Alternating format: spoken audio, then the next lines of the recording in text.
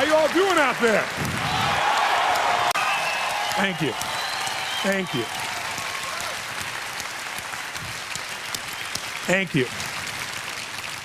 I'm honored and I'm blown away, even though this is my 25th year plus doing this. I've been doing this for a quarter of a century now, which is quite amazing for me in the process. Thank you.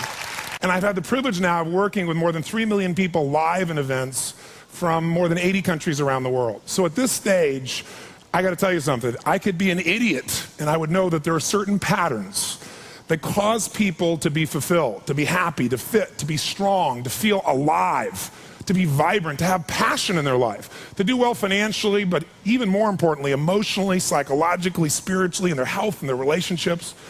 And there are also patterns that make people frustrated, overwhelmed, depressed, sad, lonely, cause them to be struggling financially, struggling with their body, struggling intimately.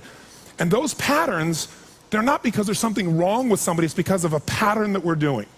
And I've spent a quarter of a century of my life basically studying the most successful people in the world and the most challenged, and figuring out what's the fastest way to create a change in basically developing the one thing that all people have in common who succeed. They're leaders. This is a leadership program. Because I don't care what style you are, I don't care if you're a mom, if you're a great mom, you lead your child, you're not led by your child. Or a great dad. If you're a great business person, you're a great salesperson, you're a great negotiator, you're a great anything, you're a great human being. This has been my entire life's obsession. What makes the difference in people's lives? And that leadership component, as I say, doesn't always mean somebody follows you. A leader is somebody who lives life on their terms.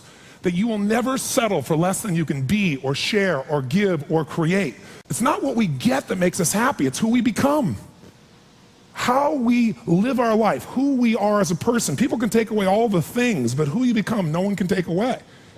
And the problem is most of us are trying to be something we're not. And it isn't so much about change, about changing yourself.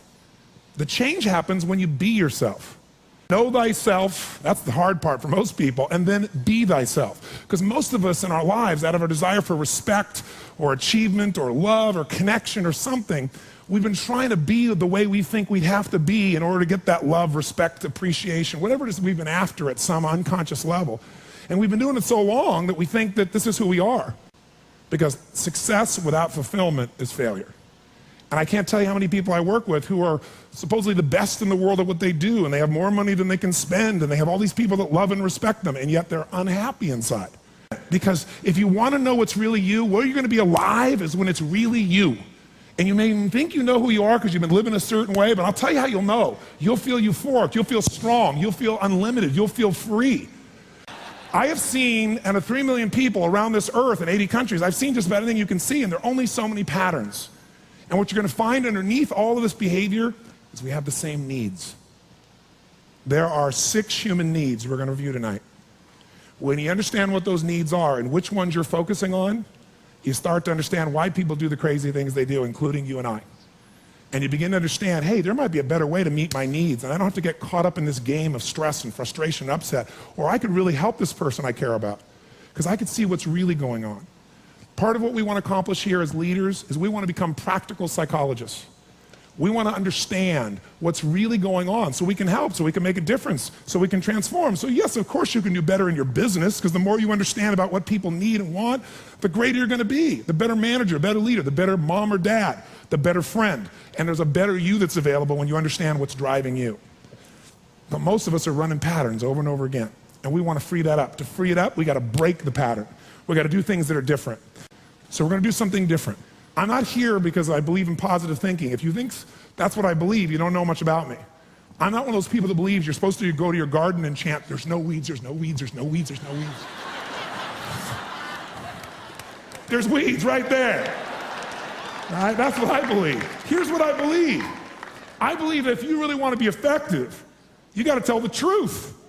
In fact, there's 3 mandates of leadership, if you want to jot them down, that may be the foundation of everything that I believe, and I hope that you will see as something that's useful for your own life to remember, because it's so fundamental. So the first mandate to leadership is not just to be positive. The first mandate to leadership is see it as it is, but not worse than it is.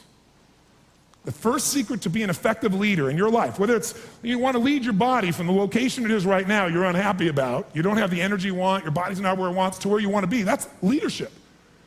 You want to transform your business, that's leadership. Your income, that's leadership. You want to help your children, that's leadership. You're going to be a leader, step number one, tell the truth. See as it really is, but don't make it worse than it is so you have an excuse not to try. What takes guts is to put yourself on the line. What takes guts is to say, I'm going to make this work. What takes guts is to say, I'm going to believe, knowing I could be disappointed or devastated. But you know what? Disappointment's a good emotion if you learn how to use it. Anybody can see it as it is and maybe be honest, but here's the real secret. Can you come up with a vision? Step two is see it better than it is. That's part of what we're going to do this weekend. Seeing it as it is, you got to be honest. And there's not anybody in this room, including me, doesn't have areas of their life that can be made better. But if we can figure out what they are and tell ourselves the truth, regardless of what other people think, then we got a chance to make a change. I learned something from General Schwarzkopf, one of the best leaders I've ever met. And I got a chance to spend quite a bit of time with him over the years. And he said to me, Tony, I'll tell you the secret to leadership. He said, the whole secret to your life, for any group, any individual, is no individual, no organization can get better till they can admit something's wrong. And you know what the problem is? No one wants things to be wrong, so we compare ourselves to others who are doing better than so we can feel really good. See, he raised the standard. He went to step two. Step two is you got to see it better than it is and set that as your standard. A standard is something you don't go for. It's not a goal. It's something you live, breathe, and find a way to get to no matter what. If there isn't a way, a leader makes the way. Is there a difference between should and must for you, yes or no? You better believe there is. So when that standard is a must for you, you're going to find the way. Finally, the third key here is once you see it better than it is, make it that way.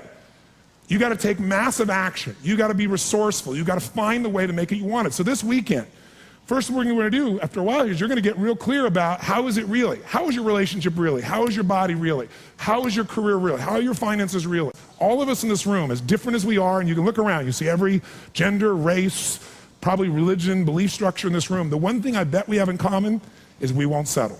How many came because you want more? How many came because you want more? Say I. Oh, say I.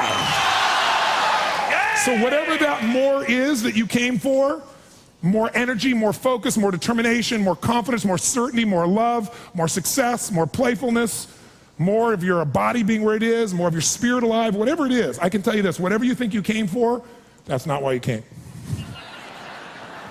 Because I've done this for 25 years. I'm not saying you won't get that too. But what brought you here and what you're going to leave with is going to be more than what you thought. I can promise you. You want to know what makes us happy? Progress. That's it.